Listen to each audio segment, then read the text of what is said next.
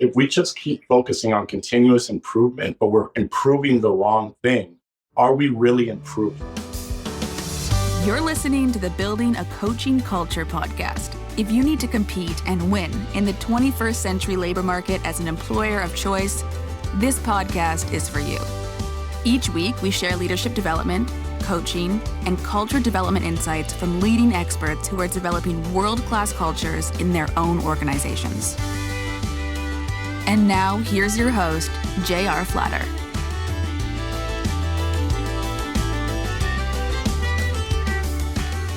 Hey, welcome back, everybody. J.R. Flatter here with Lucas. How you doing, Lucas? Hello. Our distinguished guest today is Eury Marte. Just remind Eury and everybody else who we're here, who we are, and why we're here. We're talking to leaders of complex organizations that are leading and succeeding in this 21st century global labor market. Eury, as you're aware, we just entered, we're middle of the 51st year of the all-volunteer force for the Department of Defense. And so even the Department of Defense is competing in that global labor market. You know, how do you attract and retain the world's best talent? We think it is through building a coaching culture. And that's where we're helping Department of Defense and other government agencies and also for-profit and nonprofit organizations and their leaders do that. So with that intro, take a second, Eury. You're probably a humble person like a lot of leaders are, but take a second and brag about yourself and the great work you're doing. Well, JR, thank you, Lucas. It's great to be here with you. I appreciate the opportunity. About me, Eury Marte. I've been serving in the Air Force for the past 15 years, active duty. One of the things that it's a common thread throughout my career, my life, is there's a lot of firsts. And a lot of that is tied to a lot of curiosity, but a lot of it is also a lot of exploration. And it starts with my parents, with first generation American. They immigrated here when I was just 2 years old. I'm the first in the family to graduate from college, first to speak English, first to serve in the military. And it's been a blessed career. Currently, I am the innovation coach with Project Mercury, which is a collaboration between the Air University and the University of Michigan. And our purpose is to cultivate and grow innovators in different organizations, really teach people how to think differently and tackle problems in different ways through creative problem-solving methodologies. We really focus on the competing values framework. That's at the core of what we teach. And that's all based on 4 different archetypes that each individual has in different situations. And it's really understanding that.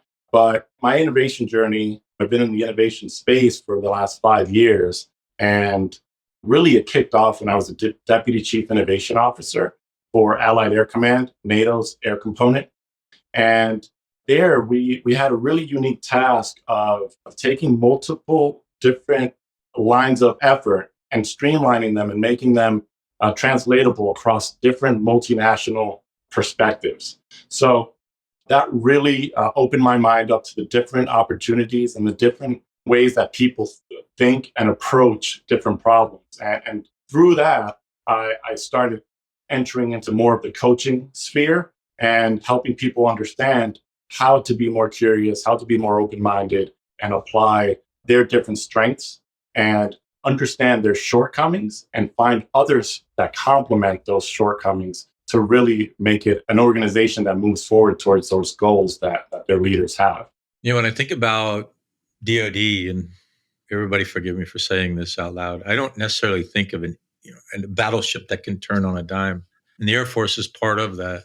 Lucas and I are evidence that we're moving in that direction. That's what he and I do. And it sounds like that's what you're doing as well. So when you read Innovator's Dilemma or any book on innovation, it'll tell you have to set aside some group outside of the normal bureaucracy to make innovation really happen. Has that been your experience as well? Absolutely. I think one of the biggest hurdles that we have when we try to innovate, when we try to change in any organization, is trying to get over those bureaucratic hurdles. And sometimes it's one of the most difficult things to do, especially when there's certain processes that have been ingrained and been followed for so long, to really go and say, this is probably there's a better way to do this. How about we take a look at that and experiment with these new things? And to get leaders sometimes who are, I guess, for lack of a better word, kind of like just adopted that status quo and kind of gone through because, hey, why do we need to fix it? If it ain't broke, don't fix it. It's one of those challenges that I think through showing the different benefits, and one of the things that I've been talking a lot lately is disruptive innovation, and really looking at it as like the name of the game is disruptive change rather than continuous improvement. Because if we just keep focusing on continuous improvement, but we're improving the wrong thing, are we really improving? So looking at that disruptive improvement and the disruptive innovation, it makes us look at it from a different lens and open up our aperture to really observe what the problem is. We're so hell-bent sometimes on the solution. We all want to find the solution to the problem. So in many workshops and many coaching one-on-ones that I have with people, when you ask them to describe the problem, or you ask them to describe their circumstances, they immediately jump to different solutions that they think are novel and the one bright idea that this is going to solve our problem. But what we find is that that solution has either been tried and failed, and we don't really understand the problem or why that solution failed in the first place. So if we really take a step back and like I like to say is, let's fall in love with the problem, not in love with the solution. Because then we really dive into understanding that problem that our organization, our work center, our interpersonal relationship, whatever that problem is, we really understand it. And then we can start working together towards a solution. You just quoted Einstein indirectly, by the way. 55 minutes to figure out the problem, 5 minutes to solve it. I absolutely love the quote because it's so true. It's so true. You know, it's like another quote that's kind of been attributed to, I guess, Abraham Lincoln. It's like, if I'm given 4 hours to chop down a tree, I'm spending 3 hours sharpening the axe. I'm going to start using that one too. So I'm thinking about if you have kind of a method for solving a problem and you say, you know, it's a machine, I put $10 into it and, you know, $2 goes towards this and then I get 15 back. And you're kind of like, okay, we can increase how many people we're putting through or, you know, how many widgets go through. But the innovation might say, you know, it's going to cost us $30 right now and then eventually we're going to save money. I can kind of see where an organization might say, let's do the predictable thing for the predictable results. How do you kind of disrupt that, like you're saying? I think it starts with really sitting down and having a conversation of like, what are the fears? Why are we not doing what we're supposed to be doing? Or why are we not experimenting? And then it goes into understanding that if we don't disrupt the process, someone else will. So right now in the DoD, we obviously are always preparing for deterrence and defense, right? We always focus on deterrence and defense, right? It's like, if we don't disrupt the way we're doing things, our adversaries will. And we need to really understand what the problems are that are holding us back, what things are slowing down acquisitions processes, what things may not allow us to develop the weapon systems that we need or develop the people and the mindsets that we need those people to have. And then how can we actually take a step back, look at the way we're training and equipping our individuals to meet those demand signals that are there and present. And if they're not there today, they will be there tomorrow. So it really takes a little bit of outside the box thinking when it comes to how do we solve these different problems. And I think it really starts with that one-on-one introspection of what is it that's holding me back, and fear that I'm not going to move the organization in the right direction. Is it fear that I'm going to lose money? Is it fear that my reputation's at stake? Whatever those fears may be, really addressing them and then understanding how we can work through that. Like one of the things that I love, or a book that I love a lot that I've recently read, again, Ryan Holiday's The Obstacle is the Way. And it's not avoiding the obstacle. That's not the way. You know, just acting like the obstacle doesn't exist and just avoiding it or avoiding those difficult things, those fears, that's not going to move us forward. But really going through with a level of understanding and moving beyond that fear is what's going to help us progress as an organization, as an individual, as a human race, really. That paints a clear picture. Thanks. Yeah, you're singing our song too. We look at this very holistically across work, family, self, personal and professional. In the very beginning, you mentioned a model with 4 archetypes. If you could back us up a step and tell us the model, where it came from, and how you're using it, I'd really appreciate it. Yeah, absolutely. So the model is actually, it's a competing values framework. And basically, Dr. Jeff DeGraff from the University of Michigan, he took the competing values framework, and the model, the 4 archetypes are the sage, collaborator, the athlete, person that wants to go fast, do it now, the artist, which is that visionary thinker, and the engineer, which is the process driven, data driven decision maker. And what we find is that we, depending on the situation, fall into one of these archetypes: sage, athlete, artist, engineer. And those are our preferences. Those are that what we lean most towards. Just to explain them really quickly, the sage is the very collaborator, very team culture driven individual. The athlete is somebody that wants to go fast, do it now, do it quick. What is my ROI? Artist is the visionary, that moonshot thinker. How can we grow exponentially? Let's 10x everything. And then the data driven engineer is just that, somebody that's very process oriented, deliberate about what they do and how they do things. They don't welcome change unless there's some data driven reason for change. In different organizations, we have different leaders that subscribe to certain archetypes. As innovators, want to communicate our different ideas, different processes, different innovations. It's important to understand what archetype our leaders subscribe to.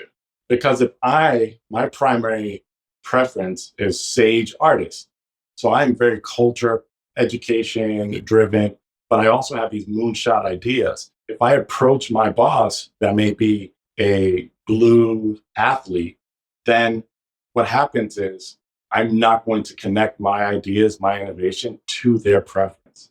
So understanding that, I can now frame the way I communicate my idea to my leadership in order to actually move the idea forward. Yeah, I love it. Yeah, he presents with us a couple times a year. He's a very athlete, if I guess in every sense of the word, right? He's very driven. Let's go there. Let's go fast. I love speaking with him. I actually entered into the Project Mercury. It was very serendipitous into that space. I was looking up different innovation groups and different forums on LinkedIn, actually, of all places, and found the Project Mercury Innovators Forum, and saw that they had a call out for their next cohort, and that cohort was going to target how do we better partner with our allies to deter aggression. And I signed up, joined that group, went through the cohort. It was cohort 8 about a year and a half ago. Our group focused on disinformation and how we better deter and defend against disinformation in the DoD. I then returned back in cohort 9 as a coach, coaching training. And that was an eye-opening experience because our team then focused on how do we improve military community relationships. And I had the opportunity of coaching a very diverse and incredibly smart team of individuals from disparate locations across the DoD. And it was very eye-opening. I've since returned and kept coaching and been involved in that community. That has been incredible. Not only the people that I've met, but the ideas that we've shared and the different thoughts and perspectives that we all have been able to share amongst each other. We spoke about needing a leader to want the feedback, so they need to solicit feedback and be open to it and demonstrate that they're willing to listen. I'm also thinking about that from the perspective of having like a diverse team, whether you're talking about those archetypes or different ethnicities and backgrounds. How do you kind of encourage and say we're open to this diversity of opinion and background and everything? I think it starts at every single level. We have the opportunity to show, not tell. And one of the things that I like to do is I like to show the value of having that open dialogue and being receptive to feedback myself. In the Air Force, we have a very clear feedback method that goes top down. Our supervisors provide a rating and assessment annually on where we are and where we need to go based on what our goals are. We don't really have that feedback mechanism from the bottom up. So, in establishing different relationships with different leaders, what I try to do is just have that open conversation, and I ask for specific feedback on areas where I can improve. One of the things I've noticed is in the circles that I'm in, we're all high performers. So there's very little areas where you can really tell somebody, you're really messing up here and you need to improve this. But I try to engage with each one of my leaders, each commander that I have, because I know that I'm doing good things and I realize that I appreciate the positive feedback that you're giving me. But what I ask is that you give me 3 constructive things that I can work on. And if you'll allow me, I'll do the same. Because what I like to do is for us individually to grow, but also our organization to grow. And the only way that we can do that is if we establish a 2-way feedback mechanism where we make ourselves aware of the blind spots that we have, that we all inherently have. As disruptive thinking that I think I'd like to be, and as an innovation kind of coach and individual that I am, I have my own blinders. And I don't realize these things. And I hold others accountable and I ask them candidly, please share with me these areas that I need to improve in or where I may be falling short. And I'll do the same with you. And when there's that level of trust in a relationship, then you can actually share these things candidly. Like Kim Scott says in her book, Radical Candor, there's a level of trust that's needed in order to be radically candid. If not, you're just being an ass. But when you have that level of trust, you know that the individual on the other end is coming from a place that they want to see you succeed, not from a place of negative criticism. I'm going to change gears for a second, if you don't mind. You mentioned in the very beginning your immigrant journey. In my mind, I'm looking at your last name, and my lizard brain, my non-coach lizard brain, wants to ask you where you're from, but that would be irrelevant to the conversation. But I'd rather focus on the journey itself, focusing on you and your parents, if you don't mind. How did you succeed in one generation? Look, I mean, you're magnificently successful, because I think it's relevant to change and disruption and transformation. Yeah, thanks for bringing that up, because I think about everything that I've accomplished, and the bedrock of it all have been my parents, and the courage that it must have taken for them to immigrate from Dominican Republic. I would have been right. To that was your guess? Yeah.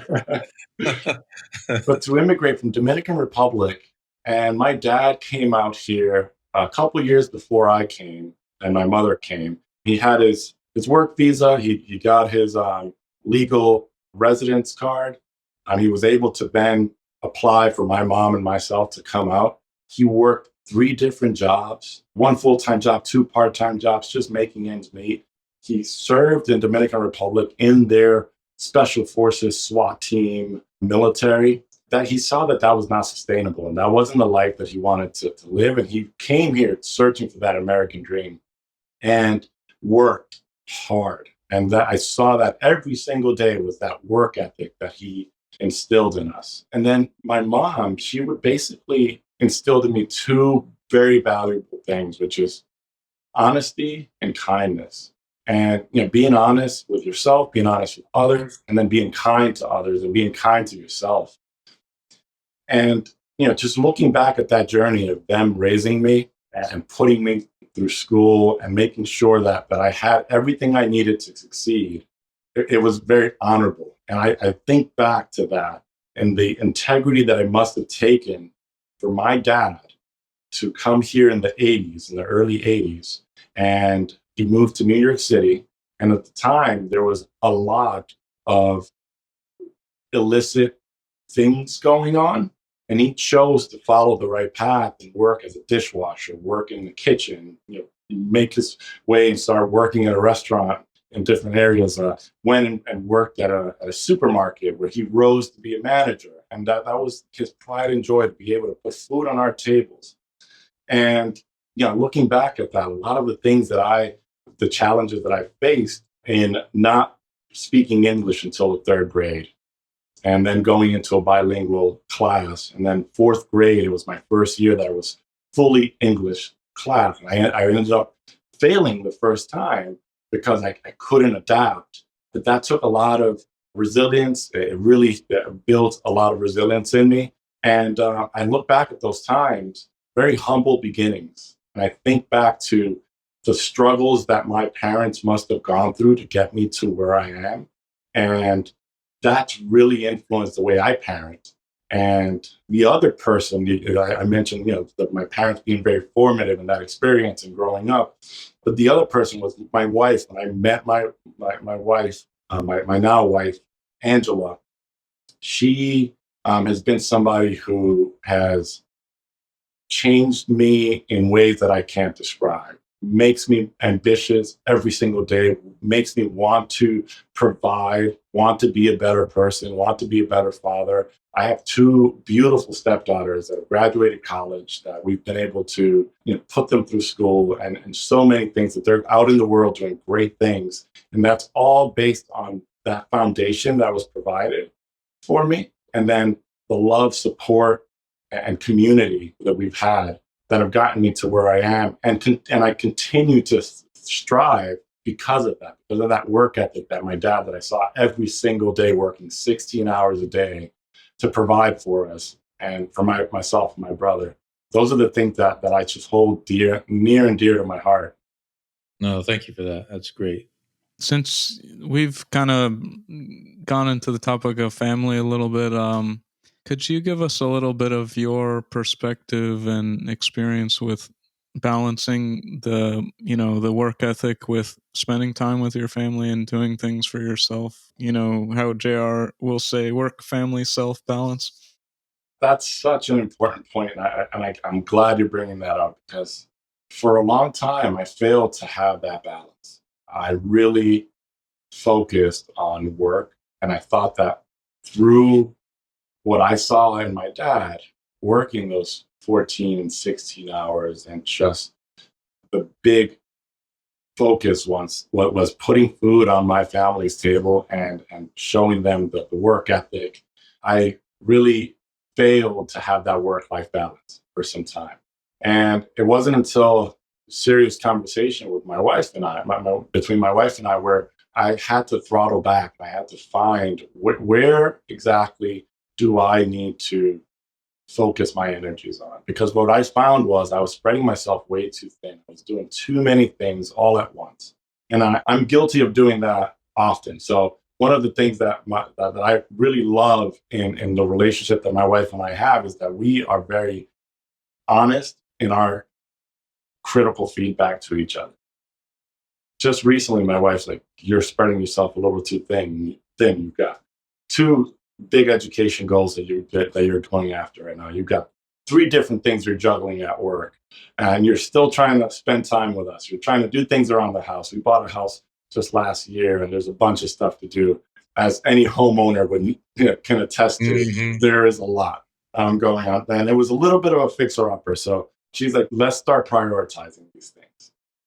And that is the key right there. How do we prioritize those things that matter? And what are those things at the top of the list? And what I found is that my top of the list starts with my family.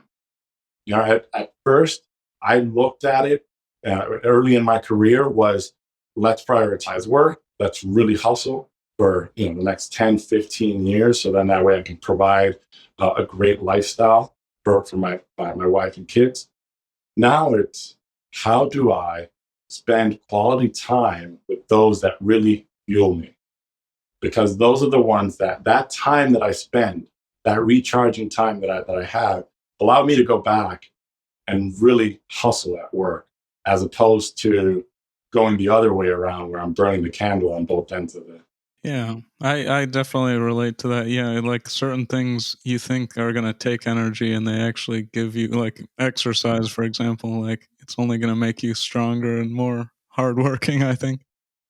One of the things that I've been told in the past is we have to look at work-life balance as like taking the analogy of your cell phone, right? Yeah, your cell phone, you use it all the time, the battery starts to drain, right? But then you plug it in and all of a sudden it's recharged and it's ready to go. What is that charger for you? What is that plug that you get to tap into and allow you to recharge and be able to go back fully capable of delivering whatever it is that your purpose in life is? What is it that drives you to deliver that? And we need to find what that charger is. And sometimes we fail to find that charger. And by the time we actually start looking for it, it's a little too late, because now we've either we've tarnished some relationships, whether they're work relationships or friendships or family. And it's tough to see when people get to that point where it's really difficult to now climb out of that self-imposed pit that we've created. Eury, you just coached me. I had to take a note on something I just learned. So we talk a lot about intergenerational leadership, intergenerational coaching. But there's a story out there of the father and mother who spend their life working so that their son can get educated, so that his children can enjoy the fruits of those two generations of labor. And Lucas and I are living this right now because his kids are third gen from me. And I'll say it out loud, they're growing up in affluence, right? And so passing that to the third generation is a real challenge, right? So how do you keep that same drive and ethic while balancing work, family, self, while having respect for hard work, for lack of a better word? So we talk about, Lucas and I in our coaching, the arc of sessions. We talk about the arc of a relationship, because you have coaching sessions, a coaching relationship. We talk about the arc of your leadership across your life, family, friends, work, church, soccer teams, wherever. But you've just taught me the arc of generations. That's what that is. That's the arc of generations. Beautiful. Yeah, talk about that a little bit. This will be my last question. Lucas always gets the last question. So let's talk about the arc of generations for a little bit. I love that, the arc of generations. And I think, thank you for allowing me to share that. Obviously, I want to say that again, just because, thank you for sharing that, because that's a really beautiful insight and way of looking at it. So the arc of generations, it's one thing that I like to touch on that you just brought up is difficult things. How do we continue to pass on to that third generation to continue to doing difficult things? And it's one of those difficulties that we kind of experience more and more now. Like, we have all these technological advances. We have so many things that make life so much easier and that don't really require us to do a lot of manual labor, which some may argue manual labor or hard soft skills. But really, when you look at doing these difficult things, it's just how do we transition at the difficult things that we need to look at? Because when Dad, growing up, his difficulty was manual labor. He had to go to work, he had to throw boxes, he had to do these different things and he'd come home exhausted. And, my difficulties were different than his. And our children's difficulties are going to be different than ours. So it's how do we instill in them the act and the value that lies behind doing those difficult things? And I think it's finding areas that require discipline, because discipline is very difficult to maintain. It's really difficult to continue to do something and persevere through something that is difficult. We see this very, very often, whereas people, as soon as they encounter some form of difficulty, I'm either not smart enough, I am not educated enough, I've not had the experience, this is uncomfortable, get me out. The fight or flight kind of situation kicks in. What we need to do is, how do we teach them? The question that I would ask is, like, how do we teach them to persevere through these things? So like Angela Duckworth talks about it really well in her book, Grit, right? It's like, like success, when we look at success, it's going to change in that arc of generations. Success for them is going to look different than success was for us. But I think two things are going to stay true is the passion and perseverance that it takes to get to that success. So how do we instill these practices in the next generation so that way, yes, it adapts. What we may think was difficult for us, that old joke of, I walked 3 miles backwards, bare feet, to get to school, right? It's changed. So it's like it changes and adapts. So how do we now understand that new generation's struggles and don't discount it, acknowledge it, because they're different, but they are there, they're real. Wow, I love that insight. Thank you. Yeah, that is really good because it's like I think with my son, like when I was his age, I was really into like video games and things, and he watches me sometimes, but I'd rather like him watch me like play guitar or do like a cartoon or something that's like it requires skill and training and patience and discipline, like you said. Yeah, I think about like, just my own journey, right? Like my dad growing up was out working. He grew up in a farm. So he had to work on the farm and, there's certain labor and stuff. And his idea of fun was, being outdoors and in the fields and doing other things, right? I grew up in the city, in New York City. So, playing video games, and my brother plays video games and he just doesn't understand, like, what is this? Like, why are you spending so much time? You could be doing something else. So his idea is just, what value are you getting from this? And, what we have to look at is like the generations change. And I think through that arc of generations is we need to find that sense of pride for what it is that we did that enabled that third generation to have what they have. There's a lot to be said there. We work really hard to provide a better lifestyle, and that is the fruits of our labor, that better lifestyle that we've been able to provide that generation. Oh yeah, my last question, I've asked it a bunch of different ways, and I just was talking to my brother about it, and he said the way he asks it is, what are you a geek about? Like what are you really into that you want to share, like maybe outside of work?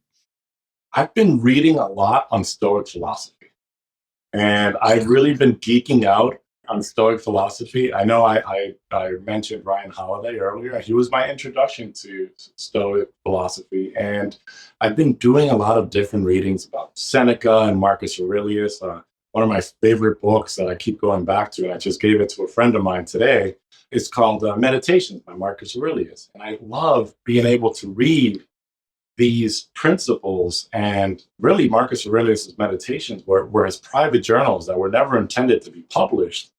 And to see that some of the struggles that they faced 2,000 years ago are still prevalent today. And they faced them in different ways. They didn't have AI or technology.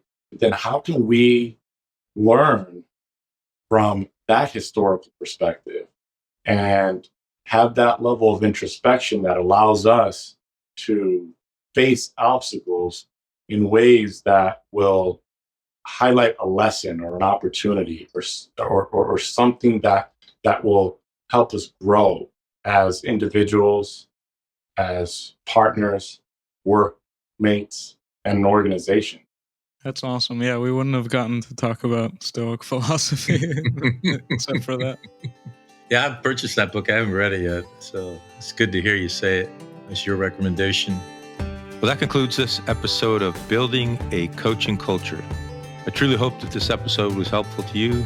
If it was, be sure to follow us wherever you listen to podcasts. Maybe stop and give us a rating or a review, and share this podcast with someone who might find it helpful as well. Thanks again, and we'll see you next time.